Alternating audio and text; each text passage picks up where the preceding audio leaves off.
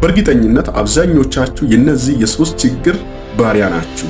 እነዚህ ሶስቱ ችግር ካልተፈታ በስተቀር ህይወታችን በጣም ከባድ ነው የሚሆነው። ፎሎ ላይክ እንዲሆን ስትፈልጉ ቶሎ ለማግኘት ፋቮራይት ላይ በማድረግ እንጀምር። ጠቅማችኋል ለምትሉ ሰዎችን ሼር ማድረጋችሁን እንዳትረሱ። ወደ ቪዲዮአችን። እነዚህ ሶስት ችግሮች ካልተፈቱ በስተቀር በእነዚህ ችግር ባሪያ ከሆንን ህይወታችንን በምንም ታምር መቀየር አንችልም። እነዚህ ሶስቱ ችግሮች ምንድናቸው? የመጀመሪያው የትናንትናው ታሪክ ባሪያ መሆን ነው። ትናንትና ላይ ያሳለፍናቸው የተለያዩ ባክግራውንዶቻችንን በማየት እነዚህ ላይ ባሪያ ከሆንን በእርግጠኝነት ዛሬ ላይ አቅም ማግኘት አንችልም። ሁለተኛው የዛሬ ባሪያ መሆን። ዛሬ ላይ የተለያዩ ነገሮች ሲመጡ ለነዚህ ነገሮች ባሪያ በመሆን ራሳችንን ተሸናፊ አድርገን ማቅረብ ሁለተኛው ችግር ነው። ሶስተኛው ደግሞ የነገ ባሪያ መሆን ማለትም ነገ ላይ ተስፋ መቁረጥ። ይሄን ሁሉ